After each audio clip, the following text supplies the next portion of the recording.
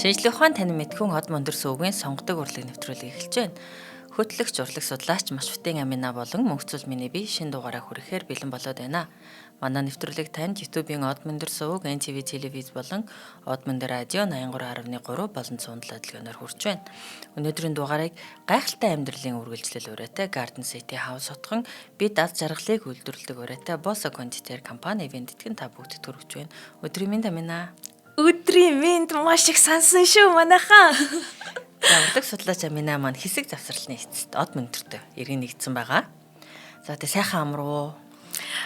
Үнэхээр сайхан амарлаа. Тэгээд маш олон гоё судалгаануудтай буцаад хүрээд ирлээ. За гайхалтай. За өнөөдөр ямар бүтээлээр биднийхээ чихийг мэлаж нүдийг байсгах гэж байна. За өнөөдөр би хамгийн түрүүлж та бүхэндээ нэг кино таалганаа. За.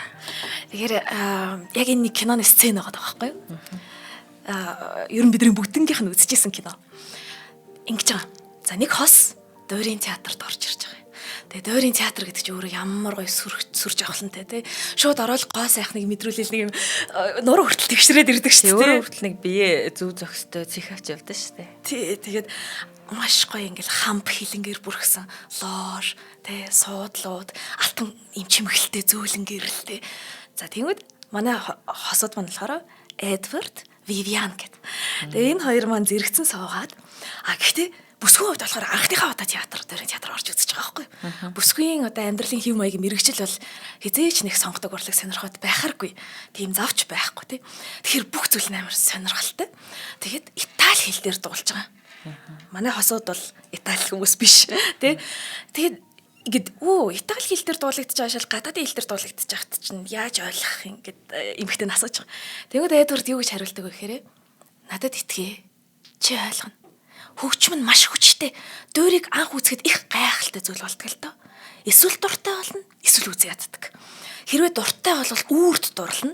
Хэрвээ дурлахгүй бол үнийг үнэлж сурч магадгүй гэхдээ сэтгэлийн чинь нэг хэсэг болохгүй гэдэг. Энэ өөр амар үг байхгүй нэр үнэхээр яг ингээд үзэн ядах бас мэдрэмж бас байж болно л доо. За яг Эдвардтай санал нийлэхгүй байна. Гэхдээ яг. За тэгээд ингээд тайзан дээр хөгжим их шиглэнгүүд Вивиан болохоор бүсгүй болохоор шууд ингээд бүрэн автчихж байгаа. Тэгэл ингээл тэр хөгжим ингээл Вивианыг ингээл нээгтэл яг тэр үед ингээд тэр бүсгүй хамаагүй их үсгэлэнтэй харагдаж байгаа байхгүй. Ер нь ингээд зөвлөлтийн үед нэг Эрмитаж музей дотор гоё судалгаа хийжсэн байхгүй.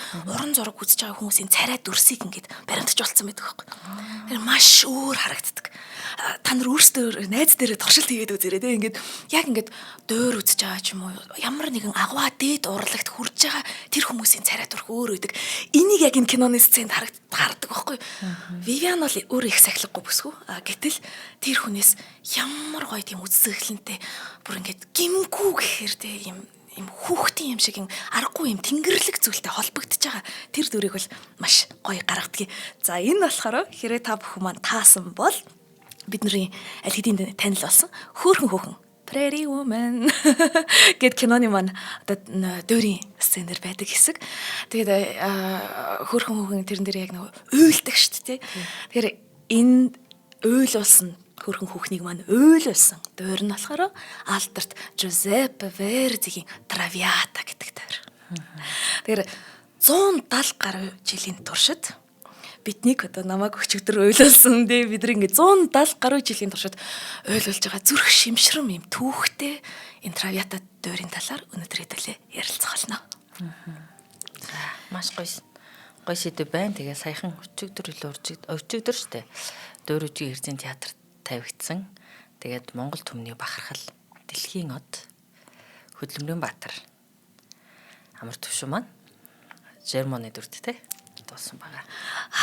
Энэ ер нь Монголд те дэлхийн хэмжээний ийм дуур тавигдана гэдэг маань өөрөө бахархам асуудал байгаа байхгүй тий. Тэгэхээр мэдээж энэ яаж дэлхийн хэмжээний дуур болсон бэ гэдгийн тулд бас урт түүх туулсан байгаа тий. Тэгэхээр одоогоос 180 орчим жилийн өмнө 1848 онд Александр Дюма Камилийн цэцэгт хадагтай гэд зохиол бичсэн байгаа. Гэтэ манайхан битэн андуураараа нөгөө хоёр Дюма байгаа шүү дээ. Нэг нь бол Аав Дюма Монте Кристо гүнгийн бидний мэдээд байгаа. Александр Дюма нь болохоор арай тийм аавынхаа нэр хүнийг давхар хэмжээний алдартай биш.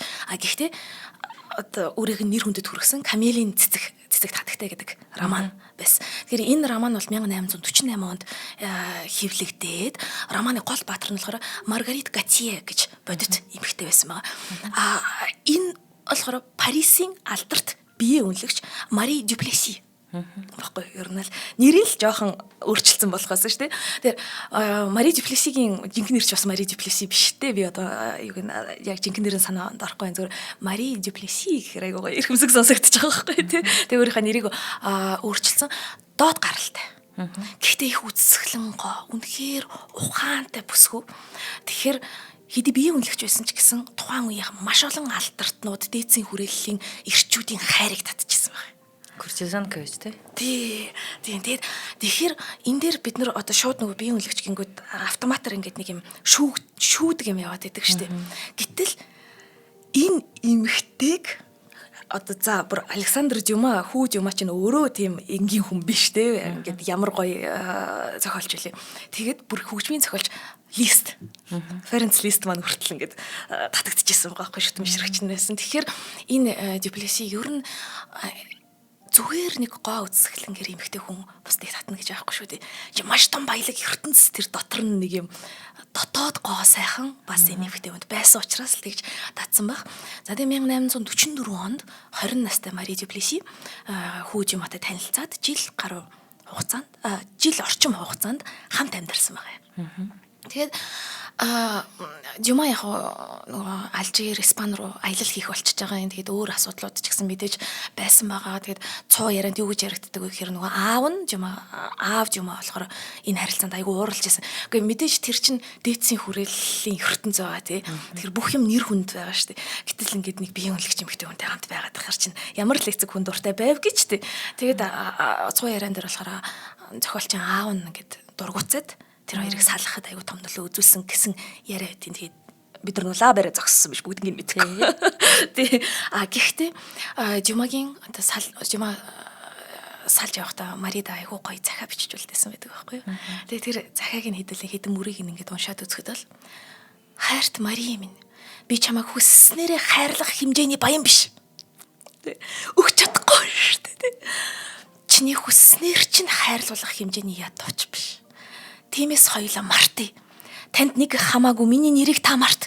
Би хүрэх боломжгүй аз жаргалаа мартъя. Би хичнээн их гонигтай байгаагаа танд хэлэх нь утгагүй. Яагаад гэвэл танд ямар их хайртайг та өөрөө мэднэ шүү дээ. Тиймээс баяртай. Та энэ загтлыг бичгэд хүргэсэн шалтгааныг ойлгохгүй байхын аргагүй хэтэрхий эрхэмсэг. Намайг уучлахгүй байхын аргагүй хэтэрхий ухаалаг билээ. Мянган сайхан дурсамжийн хамт илгээе. Ямар гоё захиа вэ.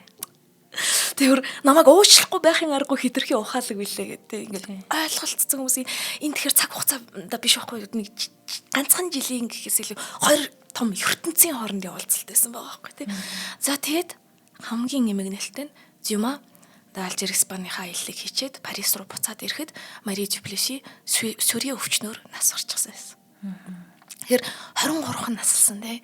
Ингээд ийм богинохон ингээд амьдарч исэн хэрнээ ер нь л өөрийнхөө тэр дотоод ертөнц гоо сайхнараа л дээдсийн хүрээлэлд маш алдартай болчихсон байсан. Мөрөө үлдээгээд явцсан тийм бүсгүй байгаа юм. Тэгэхээр Дюма маань энэ хайртай бүсгүйгээ өөрийнхөө одоо Камелийн цэцэг татагтай романд мөнхөлж өгсөн байгаа юм. Тэрийг бол мэдээж тохон юм Парис чинь тэгэл ховж өгдөө шүү дээ. Тэг бүгд ойлгоцсон. Энэ бол Мари Дюплесиг л бичсэн байна угаасаа тийм. За тэгээд энэ Дюма бол энэ роман жүжиг болгож бичээд гэхдээ 4 жилийн дараа л тайзнаа тавигдсан ба. Яагаад вэ гэхээр шууд л энэ бүтээлийг огт ёс суртахуунгүй тийм. Яагаад ингэж байгаа юм бэ? Тэгээ ер нь ёс суртахуунгүй гэж айгу хүзчихсэн. Гэхдээ 4 жилийн дараа яг зүтгэсний эцэст тавигдаад маш их амжилтанд хүрээд Европын бүх театруудаар аялан тоглолт хийгээд тэгвэл яг энэ жүжигийг манай алдарт хөгжмийн зохиолч Верди маань Парист үзсэн байгаа юм. Тэгэнгүүтээ Верди Травиата дөрийнхаа хөгжмийг зохиож эхэлсэн байна. Тэгээд анхных нь одоо онгот нь бол тэ Дюмагаас гаралтай байсан байна л да. Тэгээд ер нь дуурьд либретто их чухалтай. Либретто буюу энгийн бүтүүлгээр хэлэх юм бол тэр дуурийн үг, тэ гол дөрийн жүжигийн үг нь байгаа даа шүү дээ. Бид нар нэг дөр үзэхдээ ороод нэг ном авдаг та тэр чинь либретто байгаа даа шүү дээ. Тэгэхээр тухайн үеийн маш шилдэг либретто зохиогчдын нэг Пиаве байсан. Тэгээ Пиаватай хамтарч бол либреттог нь бичсэн. Тэгэхээр мэдээж нэгдүгээр шилдэг зохиолч. Хоёрдугаарт верси болохоор өөрөө тэр либреттог боловсруулахад айгүйх оролцож тэгэл аль энийг товчлие гээл те хүмүүстэй ингээл хүргий гээл тэгж байгаа. Тэгэнгүүтээ анхандаа верси болохоор дуурай гэсэн юм л да. Виолеттагийнхаа бүсгүйхээ тэгээ нэрээр нэрлэнэ гэжсэн. Солиод Травиата гэж нэр өгсөн. Тэгээ Травиата гэдэг нь бол нэр хүний нэр биш. Гэхдээ La Traviata гэхээр италиар замаа алдсан, төөрөлдсөн, унсан гэсэн утгатай байгаа.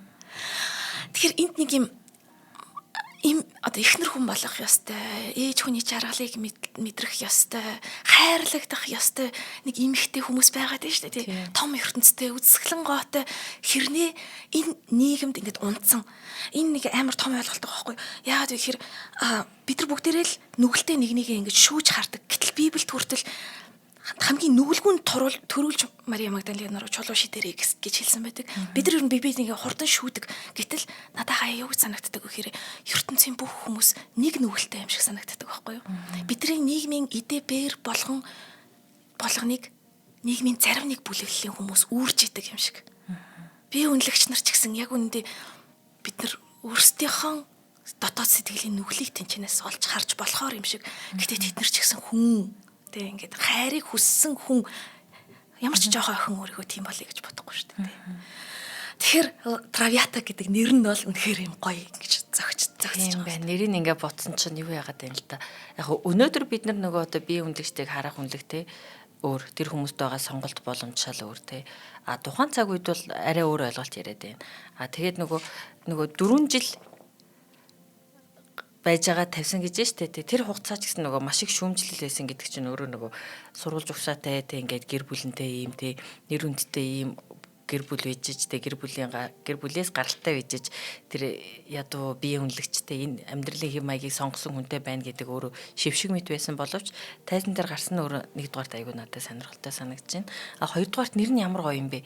Эн чинь одоо нэг тийм жигсэн алдсан нүгэлтэн гэдэг агуулга ерөөсөө байхгүй.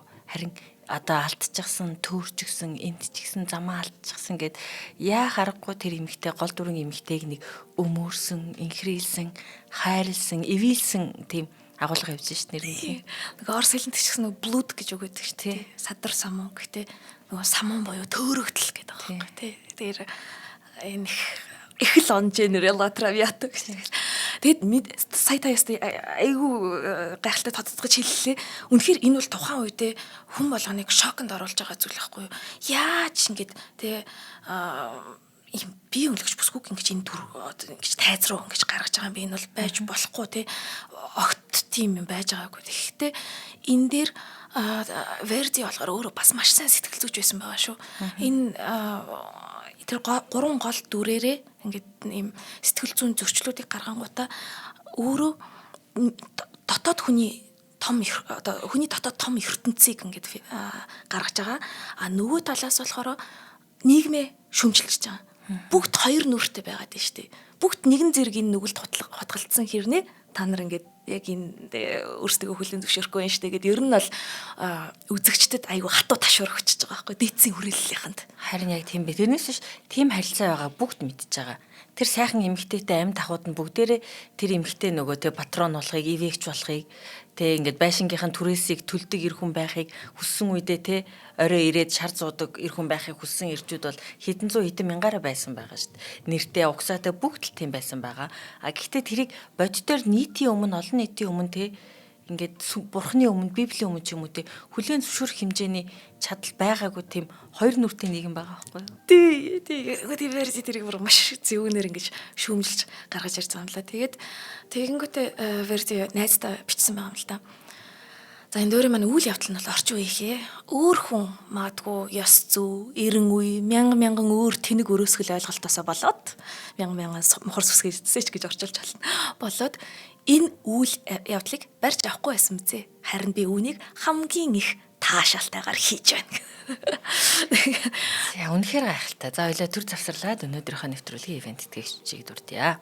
За гайхалтай амьдралын үргэлжлэл хүрээтэй Garden City House хотхон сонгодог урлаг нэвтрүүлгийг маань ивент итгэж байна. За тэгээ Garden City хотхон нь 2017 оноос эхлээд хэрэгжиж байгаа 5 давхар орон сууцнаас бүрдсэн яармаг орчмын бүс нутгийнхаа хамгийн тав тухтай ногоон байгууламж ихтэй. Орон сууцны хотхон энийг бүгдээрээ сайн мэднэ. Хажуугаар нь өнгөрөхдөө айлд зочилж очих болгондоо тэр тав тух амар амгалан аюулгүй байдал тэр ингээд хотхон дотроо байгаа ингээд тоглоомын талбаар хүүхдүүдэд тээврийн хэрэгсэл машинаас дуу чимээнээс агаарын бохирдлоос санаа зовхгүй гаргаж байгаа тэр аав ээжийг хараад би бол үндэ ятгахдаг. За тэгээд 90-ад он шиг хүүхдүүд нь өдөржин гадаа тоглоход аав ээж нь дуудаж байгаад гэртээ оруулдаг. Тоглоомын талбайтаа болохоор хажууд нь нөгөө цахим хэрэглээ бас байхгүй шүү дээ. Тэр чинь нийтээрээ бөөнөрөө найзууд ингээд цонхныхоо гаднаас нэгнийгээ дуудаад гараад ир гээд өдөржин гадаа байж болох тийм аюулгүй хотхон байхгүй юу? Тийм хотхныг харахгүй сануулдаг. За тэгээ хотхондоо сургууль цэцэрлэгтэй болохоор 2 минут алхаад хүүхдүүдээ сургууль цэцэрлэгт нь өгчдөг. За Garden City хотхны үргэлжлэл болох Garden City House хотхон одоо баригдаж байгаа. Тэгээ нийт 6 га талбайд 200 айлын таун хаус бүтээн байгуулагдаж байна. Энэ төсөл нь орон сууцны үнээр хаусанд амьдрах боломжтой бөгөөд айл бүрт элбэр газартай бөгөөд лагерт байгаа мэт тэр сайхан мэдрэмжийг өгөх боломжтойгоос гадна төвлөрсөн хот газар байгаа мэт тэр бас тав тух юмдаа ойрхон байдлыг өгөх боломжтой байна. За тэгээ төвийн дэд бүтцэттэй бүрэн холбогдсон болохоор ашиглалтын зардал нь орон сууцтай адилхан гарна таун хаус бидэж. За таун хаусных нь хэмжээний хувьд бол 114-өөс 158 м2 талбайтай хаусыг санал болгож байгаа юм байна. Тэгээ та бүхэн Ярамгийн Garden City хотхон дээр очиод загварын байрыг нь үзэх боломжтой. Тэгээд орон сууцны үнээр хаусанд амьдрья гэдэг үрээтэй Garden City Хаус хотхон та бүгдээ хүрж байна. За тэгээ хаяг нь хаан улд өрөг 23 дугаар хороо нисхийн одоо нийслэлийн засгийн даргын хамгаалын газрын зүүн талд мөн хата шоурумын эсрэг талд Garden City таун хотхон дэлгэрэнгүй мэдээллийг та бүхэн Garden зураас City цэгийн мань хаягаар болон 75 77 75 77 дугаарын утсаар мэдээлэл авах боломжтой. Энэ бүр амьдрахад айгүй тухтай газар л. Харин сая сонсоод айл зочилж очдөг байхгүй яг тийм мэдрэмжтэй. Garden City нь бол ингээд давхар. Тэгэхээр нөгөө байрны давхар баг байна гэдэг чинь бага айл амьдрна гэсэн үг юм байл. Тэгээд айгүй гоё том ашаатай дотор нь машин явахгүй болохоор хүүхдүүд ингээд өдөржин гадаа талбай дээр байхад ч яах санаа зовхон байхгүй. Йоо 5 муртаа тэнд амьдрах юмсан. За ингээд өнөөдрийн ивент итгэжтэй баярлалаа. Тэгээ үзэгчид сонсогчд маань та бүхэн тав тухтай байдлаар таун байшинд амьдрахыг хүсвэл Garden City House хотхныг сонгоорой. Баярлаа. Диамана Верди маань Traviata дөрийнхаа анхны нотуудыг 1852 оны 12 дугаар сард бичиж эхэлсэн байна. Тэгвэл 40 хоногны дотор ингээ бүрэн дууссан. Тэгээ энэ бол бүр ингээд үнэхээр гайхалтай хурд байхгүй. Яагаад тэгэхээр 40 хоногийн дотор ингээ Traviata-га бичингүүтээ араас нь сарын дараа зэрэгцүүлэн бичижсэн Troubadour дуур нь Ромд нээлттэй хийж байгаа байхгүй. Вау. Тэгэхээр ингээд маш хурдан ингээд зэрэгцэж бичиж байгаа. Тэр нөгөө хурдан гэдэг чинь юу надад юу анзаарэгддэг гэхээр аливаа уран бүтээл хурдан гарна гэдэг чинь дотроо айл дээр бичигдээ дууссан төгс хөлбрөө олчихсон. Тэгээ хоёрдугаар зохиолч маань өөрөө гаргаж байгаа санаа хэлж байгаа зүйл дээр агуулмж философитой өөртөө итгэлтэй байна. Хэний ч өмнө бардам хамгаалаад өмөрөд гарахад бэлэн тэр итгэл тэр уран бүтээлч зохиолчд байгаа тохиолдолд анзаараад хахаар уран бүтээл маш хурдан гардаг тэгээ төгс гардаг. Тийм ер нь ингээд нэг их бүтээлч хүмүүс ямар ч ажил мэргэжлийн байсан бүтээлч хүмүүс чинь нэг юм юу ч хийхгүй суугаад байгаа юм шиг байж байжсэн нэг өдрийн дотор ингээд хийж бичдэг шүү дээ тий. Гэтэл нөгөө захиалгатай ингээд сунжруулсан өөртөө санаандаа итгэлтэй биш нөгөө захиалга учраас тэгээд өөр талын шүүмж юмд ингээд санаа зовсон юм амар удаж гараад идэг санагдаг. Яг энэ сонгодог урлагийн зохиолууд дээр бол бүр яг тэгж анзаарчихсан. Яг тийм тий. За тэгэхээр 3 бүлэг 4 үзэгдэлтэй дуур юм байна. Тэгээ хоёрдугаар бүлэг нь айгу уртайсан болохоор ингээд 2 үзэгдэл болгож хуваагаад тэгээ одоо ч гэсэн яг тэр байдлаараа тавигдчихж байгаа хэрэг анзаарсан бол тий ингээд мэдээж дуур үзэгчдэд маань эхлээд нөгөө үйл явдлыг мэдсэн байх юм бол айгу амар. Тэгэхээр үйл явдлыг нь бол ингээд яриад өгчээ тий. За 19-р зууны дунд үеийн Парис. Энийг бид нөгөө салон гэдэг ойлголтоор төсөөлөх байхгүй юу? Дээдсийн хүрээллийнхэн бүгдээрээ цугларч хамтдаа хөгжим сонсож уран зураг үзэж тэгэл нөгөө нэг шампансгч одоо гол мөрөн аятал урсж байгаа тийм газар байгаа гэсэн. Тэгээд тэнд нөгөө Violetta бүсгүй маань буюу бие үнэлэгч Violetta бүсгүй маань өвчин эдгэрснээ тэмдэглээд ер нь бол юм уужиг өвчтэй байгаад байгаа. Тэгээ өвчин эдгэрснээ тэмдэглээд гэртээ юм тансаг хүлээ авалт зохион байгуулж байгаа. Тэгэхээр ингээл маш их баясал, маш их инээдхөр, бүжгээр дүүрэн тэгэл тэнд бол ингээл маш тийм олон хүмүүсийн дунд өрнж байгаа үйл явдал. Тэнгүүд энэ зочдын дунд болохоор Альфред Жермон байгаа. Альфред Жермон болохоор яг үнэндээ тийм Парисын айгу мундаг хүн гэхээсээ илүү жоохон провинциал муж тал руу гэж байгаа хөдөөний хөдөөл гэх юм чааш ингэхдээ ер нь яг хотын төвийнх бол биш те. За тэгээд Альфред Виолеттад анхны харцаар дуурлаад чин сэтгэлийн үгээ ингээд бүсгүүдээ хэлж байгаа юм л та. Тэгээд залуугийн үг нь одоо бүсгүн хичнээн зүрх сэтгэлийг догтлуулж байгаа ч гэсэн Виолетта эхлээд бол ингээд хүлээн зөвшөөрдөггүй байхгүй. Яагаад тэр эмэгтэй хүнд урд нь маш олон ирчүүд зүгээр махан бие мэтэр харж харьцажсэн юм чинь ашигын төлөө харьцажсэн юм чинь тэр эмэгтэйгийн сэтгэл зүйн хувьд бол өөрийгөө хайрлагдах эрхтэй, ариун хайрыг хүртэх эрхтэй гэж бодохгүй байгаа байхгүй. Тэгэхээр ийм гинэн хонгор ариун хайр хүрээд ирэнгүүт тэрнээс ингээд маш их ингэж цогтгож оролдож байгаа юм л да. Тэгэнгүүтээ маш удаан эргэлзсэн ч гэсэн оройн нуулзалт ингээд тавлаад тэгээд тэр хоёр маань ингээд уулзаад ингээд маш их бие биендээ дуурлаад Парисаас яваад жижигхэн хөдөөгийн байшинд суурьшиж байгаа. Маш их хайртай бие биендээ. Гэхдээ энэ дэр Верди бол реалист байхгүй юу? Ахуу орж ирж байгаа. Энэ дээр яасан бэ гэсэн чинь Альфред маань маш их хайртай боловч сохорч зоосны орлогогүй. Тэгэхээр Виолетта одоо нөгөө өөрийнхөө эд хөрөнгө цуглуулсан юм ингээл бүх юмнасаа ингээл зарах болж байгаа байхгүй тий. Гэтэ энэ чи хэр удаан үргэлжлэх юм. Тэнгүүд Альфред за би санхүүгийн асуудлаа шийдэж эмэгтэй хүнийг авч явах хэрэгтэй гэд Парис руу яваад өгчөж байгаа юм да. Энэ хооронд ч ингээ хор орж ирнэ. Альфредийн аав Жорж Жермон Виолетта дээр хурж ирээд гэд эхлээд нэг муухагаар ингэж бүдүүлгээр үзээд энэ эмэгтэйтэй би бүдүүлгээр ярьж болохгүй мэн гэдгээ ойлгонготой тэр чинь нөгөө дээдсийн хүрээллийн юм хоёр нүртэй байгаа сурцсан хүн байж тээ. Шууд өрөвдүүлж эхэлж байгаа байхгүй. Тэгэнгүүтээ ингээд гэр бүлийн нэр хүнд ингээд шавартай хутгаад Альфредийн их чинь ингээд одоо хизээч хорим хийж чадхааргүй болчлоо. Ингээд аштайхан хүрээллийнхэн хүнтэй гэрэлж чадхааргүй болчлоо. Яагаад тэгэхээр манай гэр бүлийг ингээд юм ёс суртахуунгүй гэд харж байна тий. Тийм учраас чи Альфредийн төлөө гэр бүлийнхэн төлөө ингээд харилцаагаа ингээд дуусгаач гэдэг ч юм л та. Тэгэнгүүт ингээд Виолетта хамгийн гол нь тэрэнд нь ингээд гиндэд итгэж байгаа байхгүй. Нэрэж тиймдээ би л ингээд гай болж байгаа юм байна гингүүтээ. Дээрээс нь Виолетта маань итгэршгүй өвчтэй байсан. Тэгэхээр ер нь Альфредаас бол Альфредыг үрд орхихоо амлаад яг энэ хооронд нь Виолеттагийн хуучин найз, хуучин хүрээл яаж ич тэгж салж явсан амьдралынх нь найз Флора үдшилгийн урилга явуулсан байсан.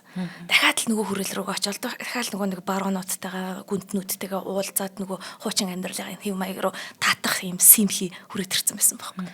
Тэгээд Виолетта маань буцаад Флора гэд найзын зохиос үйлчлэг дээр очиж байгаа юм л да. Тэгэнгүүт Альфред болохоор энэ хооронд нөгөө нэг Альфредэд захиа үлдээгээд ер нь бол аавд нь юу гэж амласан бэ гэхээр аавыг нь ирж уулзсан гэдгийг хэлэхгүйгээр өөрөө хайж байгаа юм шиг жүжиглэж байгаа байхгүй. Тийм золиос гаргаж байгаа байхгүй. Тэгээд тэгж шахлуулах юм бол илүү нөгөө салахад амархан байна гэд.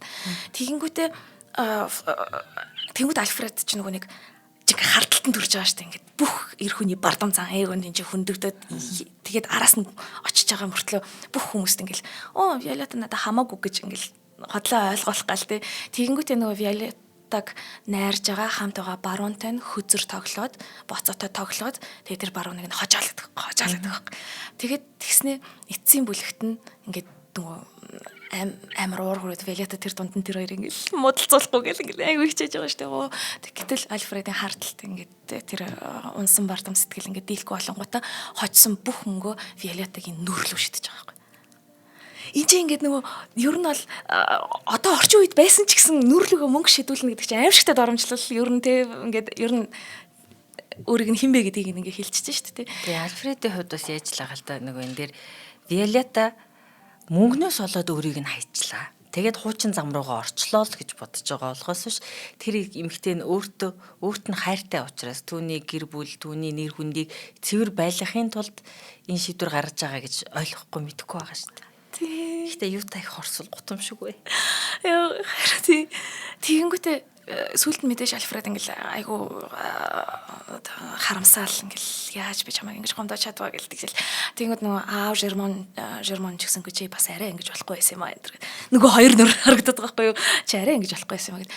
Тэгээд харамсалтай нь яг энэ нэг том стрессний дараа Виолеттагийн маань бие муудаад хэвтэрт ороод тэгээд ийм ч хүртэл ямарч найдваргүй гэдгийг хийлээд тэгээд энэ хооронд Альфред болохоор ааваасаа яг цалтынхаа жинхэнэ шалтгааныг мэдчихэж байгаа байхгүй юу. Тэгээд бүр ингээд шууд Виолетта руу гүйж байгаа. Аав нь ч гэсэн уучлалтгүй хаар ингээ хүрээд ирсэн байгаа. Тэгэнгүүт яг нэг юм хүн нас орохынхаа өмнө хөнгөн шингэн болдог гэсэн шүү дээ тий. Яг тэр мөчийг ингээд үзүүлдэг байхгүй юу. Тэгээ би ингээ дээрдсэн юм шиг ингээ бүх юм болж байгаа юм шиг. Тэгээд энэ Альфред Виолетта хоёрын нөгөө ари байгаа. Энэ хоёр ингээл хамтдаа Парисаас явбал аз жаргалтай ингээл амьдралаа ингээл мөрөөдөөл дуулж байгаа. Гэхдээ энэ эцсийн мөч нөхгүй. Тэгээд эцсийн үгнүүдээ хэлээд Альфредийн гар дээр Виолетта маань нас барж байгаа. Ийм эмгэнэлтэй бол ер нь л дөр. Тэгээд дөрийн нээлт 1853 оны 3 дугаар сарын 6-нд Венецийн Ла Финиче гэдэг театрт болсон байна. Гайхалтай. За хоёлаа төр завсарлаад 2 дахь ивент итгэжээ дурдчихъя. За өнөөдрийн дугаарыг маань үндэсний үйлдвэрлэгч Монконди брэнд ивент итгэж байна. За бид аз жаргалыг үйлдвэрлэдэг урайтай. Монконди брэнд нь гал улаан моржил зориулсан цагаан сарын коллекц бүтээгдэхүүнээ гаргаад байна. Улаан шандас шоколадын чихэр нь арц болон цэцгийн хамттай. Харин цагаан шандас шоколадын чихэр нь тарганы хамттай. Мөн цагаан сарын баярт зориулсан хуурсан шар будаатай шар сүвний лимитэд эдишн бүтээгдэхүүнээ гаргасан байна. Цагаан сараар хэмжээний мөнгө гадагшаа гардаг яхаарахгүй бэлэг сэлттэй хоолон султан авалтанд харин энэ бүгдээр улс их орнод хэмжээ мөнгө өөрийн эдийн засгт үлдээмээр байгаа. Энэ бол Монгол хүн болгоны хүсэл гэж бодож байна. Тэгэд Монконди брендийн чихрүүд маань яхаарахгүй гоё амттай. Тэгээд нөгөө бид нар ингээд чихрийг нялуу нөгөө гадныханд те Европуудын ч юм уу гадныханд зориулсан нэг амтлагаагаар идээд сурцсан тасцсан. Гэтэл яг монголчуудад зориулсан бидний үндэсний нөгөө хүнсний бүтээгдэхүүн арц, тараг, цэцгийн байна те. Тэгээ шар сүв энэ бүгдийг амтыг шингээсэн гоё чихрийн бүтээгдэхүүнүүд амттангууд байгаа нь бол надад үнэхээр таалагддаг. Би шар сүний чихрэнд дуртай. За тэгээ та бүхэн бүх худалдааны цэгүүд болон бос агуулгах худалдааны төв мөн сүлжээ дэлгүүрүүдээр бөөний төвүүдээр Босо кондитерийн Монконди брендийн Монголд үйлдвэрлэсэн уламжлалт амттай шинэ цагаан сар шин зориулсан бүтээгдэхүүнүүдийг худалдан авах боломжтой.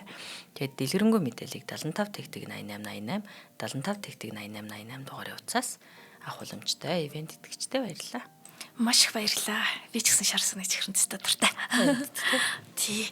За 1853 онд дөрийн нээлт болсон гэж байна шүү дээ Травиатагийн. Одоо бид нар чинь хэдэн жил ойлголцсон дөр гэдэг шүү дээ. Гэтэл анхны тэр тоглолт бол бүрэн утгаараа амжилтгүй болсон байхгүй юу?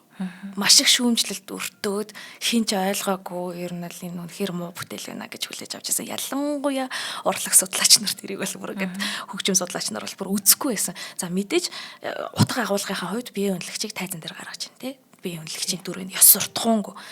Тэгтээ гаргахдаа яасан бэ гэсэн чи одоо л бид нар ингээд орчин үеийн хувцастай хүмүүс дөр дуулж болдог гэдгийг мэдээд байгаа болохоос биш тухайн үед чинь дандаа энэ чинь нөгөө эртний хувцастайгаа байсан бол яг үзэгчд танхимдаа ямар хувцастай байна тэр тийм адилхан хувцастай хүмүүс ингээд тайзан дээр байгаа байхгүй. Тэгэнгүүт нөгөө дээдсийн хүрээллийн эмэгтэйчүүд чинь өөрсдөд тийм адилхан хувцастай байнгут бидрийг ингэж доромжлоод байгаа юм уу юу хэлэх гээд байгаа ингэж бодоод нэлийн шүүмжлэлт өртөжсэн. Тэгээд бүгдээрээ вертиг бол маш их муулж исэн байгаа юм.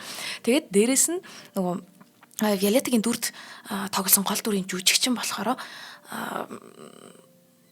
их махлаг эмэгтэй байсан ба.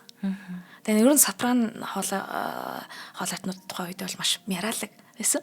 Тэгээд тэгэнгүүт Виолетта ч өөр ингэ сүрье өвчтэй, эдгэшгүй өвчтэй юм таймирцсан, биеийн муудсан тийм дүр байх хэвээр шүү дээ. Тэгсэн чинь нөгөө амар цоо ирүүлтэй. Пүшнаяа тий бүр пүшнаяа тийм.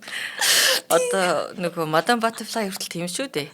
15 настай уг нь охины дүр шүү дээ.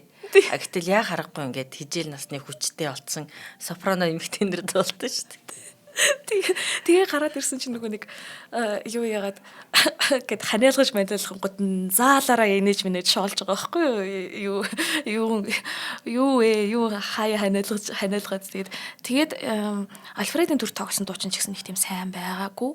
Тэгээд тэгмэд верси болохоор гэхдээ нөгөө түрүүний хийсэнчлэн өөрийнхөө юмыг бол мэдээд байгаа тэр хүн. Ер нь бол хамгийн сайн суу бүтээлүүдийнхаа нэгийг гийцэн байгаа гэдгийг бол мэдчихэж байгаа. Тийм учраас найздаа ингэж бичсэн маа. Traviata өчтөр орой бүтлгүүтлээ. Энэ миний буруу юу? Эсвэл дуучдын буруу юу? Цаг хугацаа л харуулах болно. Тэгэхээр үнэхээр бас дуучдын бол анхных нь одоо бүтлгүүтлэлт бол буруу байсан. Гэхдээ Верзи бол өөрөө тэр зохиолтой маш их хайртай байсан. Энэ нь юутай холбоотой вэ гэхээр Верзи 30 гарсан хойно Жозепина Стрепони гэдэг сопрано хоолойтой дуурин дуучин эмэгтэйтэй хайр сэтгэлийн холбоотой байсан баг. Верзи ч өөрөө болохоор залуудаа бэлэвсэрсэн. Тэгэнгүүт дахин дурлал ирнэ гэдэг тэр Стрепонитай холбоор үнэхээр хайртай байсан байхгүй. Тэгвэл Стрепони хадагтай болохоор нэлээд явдалтай гэсэн тодорхойлолттой. 3 өөр хүнээс 3 өөр хүүхэдтэй. Тухайн үеийн нийгэмд бол бүр энэ бол байж болшгүй зүйл. Тэгээ ганц бий. Тэгэнгүүт ингээд мэдээж тэр хоёрын харилцаа маш их шүүмжилт өртөж байгаа. Тэгэнгүүтээ Стрепони болохоор хоолойн суугаад ер нь бол цаашдаа юм дуулах боломжгүй, тайзнаа гарах боломжгүй болсон. Тэгвэл Верзи болохоор тэгвэл би ч гэсэн карьераа дуусгаад хоёулаа хамтдаа амарч юмар амьдрий гэд хөдөө юу хэл. Тэгээ Верди чинь аль хэдийн нэр хүндтэй хөрөнгө мөнгөтэй юм чинь хөрхий Альфред шиг нөгөө мөнгөгүй бол биш тий. Тэгэхээр нөгөө маш гоё юм хүүхэд шиг дурлалтай. Тэгээд энэ хоёр маань ингээл яваад өгж байгаа. Гэхдээ Стрепони бол үнэхээр мууза эмэгтэй хүн байсан. Тэр хүн ямар Вердиг хин бэ гэдгийг ойлгодог байсан учраас ажлаа цаашаа үргэлжлүүлэхийг нь ятгсан байгаа байхгүй. Тэгээд Верди маань айгүй гоё аз жаргалтайгаар Гавианыхаа амралтыг авсан. Гэхдээ Риголетагаа бичсэн. Тэгээд 2 жилийн дараа Травиатагаа бичсэн. Тэгээд Трубадура зэрэгцүүлээд бичсэн. Тэгэхээр энэ гурван дээр маань мэдээж одоо Стрефони гэдэг тэр муза эмхтэн ачаар гарсан байгаа. Тэгэхгүй бол манай Верди чи хувийн аз жаргалаа бодоод тавьширч гэсэн байлээ шүү. Тэгээд тэнгууд өөрийнх нь хайртай бүсгүй ингэж нийгэмд те явдалтай судалтай гэж ямар их ад шоу үзэгдэж байгааг өөрийнхөө харилцаан дээр мэдэрсэн учраас Виолеттагийнхаа дүртэй бол маш их хайртай байсан байгаа юм л да. Тэгээд 10 жилийн туршид тэр хоёр ингээд хамт амьдраад дуураас ялгаатай нь тэр хоёр бол өөрсдийнхөө хайрыг баталж чадаад элдвээр хилүүлсний эцэст 1859 онд албан ёсоор сүм дотроо гэрэлж байгаа. Тэгээд Стрепонигийн ганц шаналл байсан юм л нөх хүүхэд гаргаж өгч чадахгүй. Насны үед ч тий. Тэгэхдээ мэдээж тэр хоёр бүр төгс бүр ингээд үргэлж амьдраагүй ч гэсэн бодол зохицуул зөндөөж байсан. Хамгийн найдвартай туслах нь байгаад муузан байгаад 82 наснда таал төгссөн юм байлээ энэ эмэгтэй маань. Тэгэд Верди болохоор эхнэртэй нэг дор оршуулахыг гэрээссэн. Тэгэхээр тэр хоёрын одоо оршуулга бол нэг дор байдаг. Ямар гоё юм бэ. Зя ингээд Травиата маань болохоор мэдээж энэ дээр бас нэг маркетинг менежментийн бас сайн юм явсан баха. Жилийн дараа Венецийн өөр театрт илүү сайн дуучдтай юм театрт Травиатаг ингээд жоохон засаад үйл явдлыг нь 100 жилээр урагшлуулад за хүмүүсийн хамгийн их бухимдаад байгаа зүйл бол тэр ингээд бидний үеийнхэн байна гэдэг тэр бухимдаад тэр хүлээж авах бэлэн биш байгаа юм чинь 100 жилээр урагшлуулад тэгсэн чинь маш амжилттай болсон дуучдын ч гэсэн сайн болчхоор тэгэнгүүтээ Венецийн Сан Бенедетто гэдэг театрт бас тавигдаж байгаа. Неаполд тавигдаж байгаа. Тэгээ Италийн бусад хотуудаар ингээд тавигдаад эхэлсэн чинь ард түмэн айгуу дуртай болсон. Ганцхан нэг шүүмжлэгчд нар маань л үзэхгүй хэвээр ёс суртахгүйгүй жигшүүртэй аимшигтай гэл. Тэгээд л яагаад байгаа юм лээ. Тэгэхээр ер нь бол урлаг судлаач нарт хаяа итгэхгүй байж болно шүү. Тийм. Энд дээр наад тэр чинь яг юуны Вердигийн хувийн амьдрал нь өөрөө нөгөө одоо тухайн цаг үе нь бол нийгэм юу гэж хараад байгаа вэ гэхээр тэгээ юм сайхан ингээд утга уянгийн романтик дүүрэнтэй одоо чинь хоёр гол дүр бол одоо Шекспирийн ч юм уу те хоёр гинэн хоёр хөлт байгаа соёлоо. Хоёлаа гимгүй. Болохоор тэр хоёр дурлж болоод байна. Хоёлаа гимгүй. Тэгээ нөгөө талаар тэр хоёр айл айлны хүчтэй баян гэр бүлээс гаралтай учраас нэг классынх нэг ангих учраас болоод байгаа гэдэг ойлголттой. Тэгэхээр нөө хайр дурлалыг тийм бийжэл бүтэн гэж болоод ойлгодог нийгэм өөрөө. Гэтэл биеийн үнэлэгчтэй тэр нийгмийн доод ангид байгаа шившгтэй нэг гол дүр болгоод авчрахаас гадна протагонист буюу сайн дүр. Нөгөө утга уянгийн хайр дурлалын хоёр гол баатар нь хоёр өөр ангийн Хүн болохоор нэгдүгээрт нийгэм нөрөө хүлээж авч чадахгүй нь. Хоёрдугаарт Верди өөрөө хувийн амьдрал дээрээ тим эмгтээтэй харилцаатай байсан болохоор Верди өөрөө юг сайн мэдж байгаа. Миний хувьд одоо юу мэдчихсэн бэ гэхээр хайр сэтгэл чин үнэн одоо тийм мөн жинхэнэ цор ганц байхад тэр анги класс хамаагүй бид нар чи эцээ хүн сүнсээ таньж байгаа процесс шүү дээ эн чинь тий. Гэтэ тэрийг өөрөө аягүй сайн мэдчихсэн учраас энэ юунда зохиолтооч гэсэн маш ихтэй байсан болов Виолетта энэ хоёрын магадгүй 99% бол энэ хоёрын хайр сэтгэл үнэн биш. Виолетта бол Альфредийн тий нэр хүндэд болж байгаа. Өнгө мөнгөнд нь болж байгаа гэж бодох байсан баг. Магадгүй тэгж бодсон учраас шүүмжилсэн баг. А гэтээ зохиолч маань өөрөө бодит амьдрал дээр ямар вэ гэдгийг өөрөө аягүй сайн мэдчихсэн учраас энэ хоёрын хайр сэтгэл чин үнэнч гэдэгт итгэлтэй байсан учраас энийг яг ингэж гаргаад амир шүмжлэлсэн байж тээ. Харин яг ингээд чин сэтгэлээс нь гарсан зүйл байгаа байхгүй тий. Тэгээд нэрээ тэгэл хүний ер нь л альва уран бүтээл үнэхээр яг чин сэтгэлээсээ байх юм бол тэгэл алдар нэрт хүрхэн гэдэг л зүгээр л цаг хугацааны асуудал юм шиг л санагдаж шүү дээ. Суу бүтээлүүдийн хувьд тий. Тэгээд ер нь дэлхийд даяар ингээл хаянаа эхлээл тий. Ер нь 30 жилийн дотор бол тэгэл нэлээд хамгийн алдартай дөр болж байгаа. Тэгэхээр Верди өөрөө хэлсэн шүү дээ цаг хугацаа харуулна гэдэг тий. Тэгэхээр ер нь найруулагчд болохоор Травиатаг тавихтаа ер нь одоо өөрөө өөрсдийнхөө өнцгийг бас харуулахыг ингэж хичээдэг. Жишээ нь одоо тайсны голд нь ингээд том ор тавиад Виолеттагийн дүрийг ингээд оваасан хүүхдүүдийн тоглоомын дунд ингээд дуулуулж болуулаад ингээд янзаар оруулж байгаа юм л та. Хамгийн алдартай тавилтуудын нэг үгүй 2005 онд Зальцбургийн наадамд найруулагч Вилли Декерийн бүтээл. Тэнгүүдээ тайсны заслан яасан гэсэн чинь урт сандал болгосон юм гişгүүртэй тавцанг хан дагуулan тавиад том дугуй цаг байрлуулад өөр юм байрлуулаагүй байхгүй. Тэгэхээр тэр айгу сонин одоо харамч фон гэж яригддаг байхгүй. Ямар харамлцын тайцсан дээр тийм мөнгө өрөөгөө. Тэнгүүд Анна Нитребко, Роландо Вилазон, Томас Хамсон гэл бүх энэ уран бүтээлчд маань одоо энэ фон дэвсгэр дээр бол ингээд гайхалтай сонирхолтой юм тоглолтыг бол хийжсэн. 12 оны 10 дугаар сард ч Москвагийн их театр буюу Большой театр театрт болохоор бас Травиатаг өөрсдийнхөө тоглуулжсэн. Тэгээд Америкийн найруулагч Франческо Самбелло найруулсан. Тэгэнгүүт энэ болохоор аргагүй бас Америк Орос гингүүд бас нэг империалист эзэнт гүрний сэтгэлгээ байх шиг байгаа юм.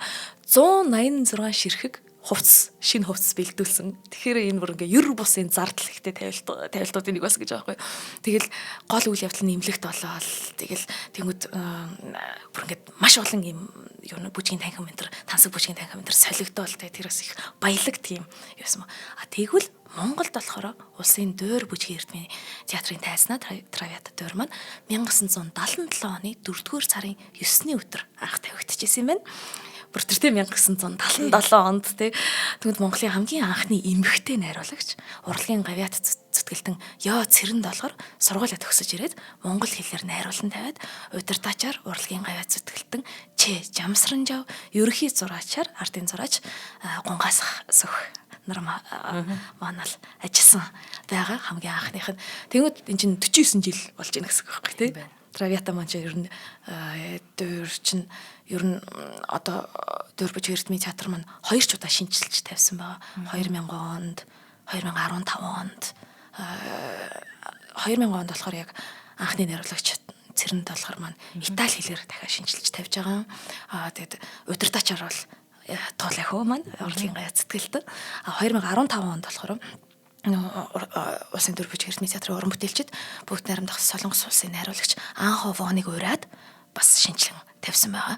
Тэгээд шинжилсэн тайзны чимэглэлийн хамгийн гоё юм ардын зураач Гунгаас сөхгой хүүхдүүд урлагийн гавьяат зүтгэлтэн Ганбаатар хувцсыг оюунаар ингээд урлан бүтээсэн байгаа байхгүй юу. Тэгэхээр энэ нэг юм уламжлал бас яваад энэ чинь яг нэг Монголын тайзнаа амьлаад яг ингээд Монгол уран бүтээлч нарын оюун ухаанаар ингэж дамжиж гарч ирж байгаа гэх хэрэг гоё тий.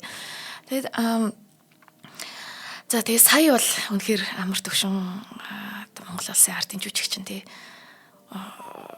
Үнэхээр гайхалтай тоглолт болсон гэж бол сонссон. Тэгээд би ингээд за 3 удаа үзсэн.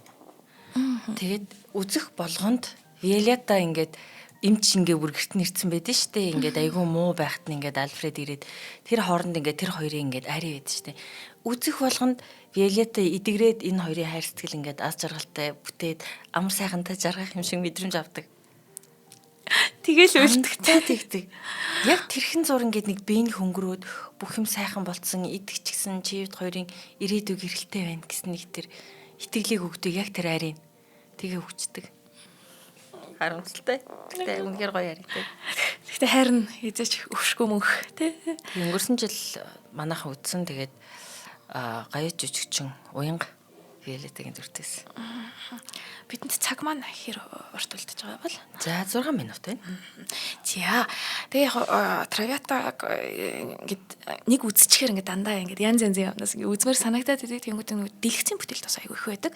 Анх 1968 онд Италийн найруулагч Марио Ланфранки дэлгэцийн бүтээл болгож ирсэн юм байна. 16 жилийн дараа 1982 онд мөн Италийн найруулагч Франц Зефирелли өгдөрийг дэлгэцэнд дахин гаргасан. Тэгээд Зефирелли болохоор анх 1959 онд Вердигийн энэ одоо гайхамшигт бүтээлийг Ла Скала театрт Мария Калласт зориулсан тавьсан.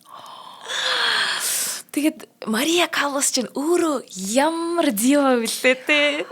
Йой. Ямар гоё би наадах чинь бүр яг олж үзмээр яг одоо олж үзмээр байна. Юу заавал үзэрээ YouTube дээр байгаа. Тэгээд Мария Каллас чинь өөрөө Кармены дүрд орсон ч те, Виолеттагийн дүрд орсон ч бүр мэдээ яач байсан те. Тийм яаж амьлуулдаг вүлээ те. Яаж тэгэж үнэхээр энэ бол жүжигтлэлтийн хүртэл ингээд зөвхөн юм хоолойны газ гадна жүжиглэлтийн шанс сарсан тийм дүр байгаа юм л да. 2000 онд бол найруулагч Жозеп Патрони Грифи, продюсер Андреа Андерман 8 жилийн турш бэлдсэн Traviata Paris гэдэг их том төсөл хийсэн ба. Тэд нар яасан бэ гэхээр дуурийн бичлэгийг шууд газар дээр нь хийгээд 2 өдрийн туршид дэлхийн 125 оронд шууд дамжуулт хийсэн. Тэгэнгүүт зураг авалтан дээр нь одоо юу Парис дахь Италийн элчин сайдын Версалийн ордон, Парисын ордон, Сен Луи арал гэл нэг үйл явдал тийм газруудад ингээд үйл явдал нь болж байгаа байхгүй юу. Тэгээ тэр болгонд очиж бичлээ юм уу? Тэгээд тэр шууд дамжуул 125 ор гэл тэгэхээр тэгэл тэгээ нөө сая бид нар ярьсан хөөхөн гэд кинод дотор орчиж байгаа нөгөө тэнгэр минь надад хүч чадал өгөөч гэдэг 6 дугаар үзэгдлийнх нь хөгжим нь яг их шгэлдэг. Тэгээ бас шинэ жилээр байнга сонсогдоод байдаг нөө хундагны дуу гэдэг дуэт байгаа. Тэр хундагны дуу гэдэг дуэт бол нэг загалмайлсан эцэгт байгаа. Манай Джеймс Бонд тэгээ 007 гэж хэлсэн ч ямар юм бэ. Тэгээ Джеймс Бондын маань кинонд байгаа. Ив Сен Лораны кинонд байгаа. La La Land-д хүртэл тэнгэрийн хаяана үүр цааж байна. За би Итали хэл мэдгүй болохоор буруу хэлж магадгүй. Гэхдээ Seredista in Ciel Aurora гэсэн нэгдүгээр үзэгдлийн найрал дуугаар одоо La La Land-ийн киног бас чимсэн байт юм байна. Тэгээ бүр цаашаа судлаад үзэх юм бол ер нь 3 дугаар үзэгдэл дээр дуулагддаг тэр хэсгийг та бүхэн маань бас их тэр арийг онцгойлон сонсож үзээрэй гэж хэлмээр байна. Өнгөрсөн үе минь баяртай. Addio del passato. Addio del passato тэгээд Виолеттагийн одоо хамгийн алдартай арий. Гол дүрийнх нь Виолеттагийн тэр дотоод ертөнцийг үнэхээр ингэж нээж харуулж байгаа тэр оргил хэсэг нь яг таны саяны мэдрэмж ааш нэг цөөхөн хоног амьдрахаа мэдсэн үхэж байгаа гэдгээ өөрөө ойлгоцсон хэрнээ тэ ингээд хайр дурлал наймад хിവэрээ тэгээд ингээд тэгж салж байгаа. Тэгээд ер нь бол энэ бол дэлхийн шилдэг сопрано хоолойнууд ер нь яг би жоохон бахта сопрано энэ гэдэг мэддгээс байхгүй. Тэгээд сопрано чинь ер нь энэ одоо нэлээд өндөр те тэгээд их хөвчлэн жоохон хөвгтд ч юм уу эмгтээчүүд ч юм уу гаргаж чаддаг тийм хоолой байгаа шүү дээ. Тэгээд энэ нэлээд гэт гоё юм нисэж байгаа юм шиг тэнгэрийн элчин юм шиг хоолой санагдаад тийм. Тэгэхээр жүжиг ер нь сопрано хоолойг бас нэлээд хоолойнууд нэлээд дуулдаг тийм ари байгаа. Бас 2 дугаар үзэгдлийнх нь нөгөө аав нь хүүгээтэй Виолеттагийн араас явах гингүүд хонгор нутгаа мартчихэ чи гэл үнэт зүйлсээ чи санаачаа чи гэд De Provenza El Mare El Suol гэд тэр юу бол байгаа ари байгаа. За гэд ер нь төгсгөлд нь хэлэхэд Дюма маань Traviata-г үзснийхаа дараа ингэж хэлсэн байт юм байна. 50 жилийн дараа хинч миний камелийн цэцэгт хатагтайг санахгүй байсан бизээ. Харин Верди түүнийг үхэшгүй мөнхийн болголоо. нэг сотон нөгөө хөлийн сотны хөлийн зөвшөөрч чинь. Тэгэхээр үнэхээр энэ Traviata-г тоглоогүй, дуурийн театр гэж хаач байхгүй. Урын санд нь Violetta-гийн одоо дүр ороогүй алтартай сопрано дуучин ч гэж байхгүй. Энэ дуу дүр ганцаараа магадгүй нөгөө нэг дэлхийн ертөнцийн ингээд сүрэлтэй хурж ирээд дараагийн хомо юу эдийн 2 дугаар сапиенсууд үүсгэхэд зүгээр энэ Verdi-гийн зүгээр Traviata-г ингээд сонсоход дөөрийг ер нь баг тэр чигт нь ойлгочих боломжтой тийм дөр баг. За маш гайхалтай байлаа. Баярлалаа минь. Маш их баярлалаа. Гой нэвтрүүлэг байлаа. За ингээд та бүгдэд шинжлэх ухаан танин мэдхүн хот мөндөр суугийн сонгодог урлаг нэвтрүүлэг хүрлээ. Манай нэвтрүүлгийг урлаг судлаач маш битэн амина бэлтэн та бүгд төрөгдөг үлээ. Сонгодог урлаг нэвтрүүлэг YouTube-ийн Од мөндөр сууг, NTV телевиз болон Од мөндөр радио 83.3 болон 107 дэлгэнээр та бүгд төрж байна. Өнөөдрийн дугаарыг гайхалтай амьдралын үргэлжлэл ураатай Garden City House хотхон бид аз жаргалыг үйлдвэрлэдэг ураатай үндэсний үйлдвэрлэгч Monconde брэнд ивент итгэлээ дараагийн дугаараар уулзлаа баяртай. Баярлалаа баяртай.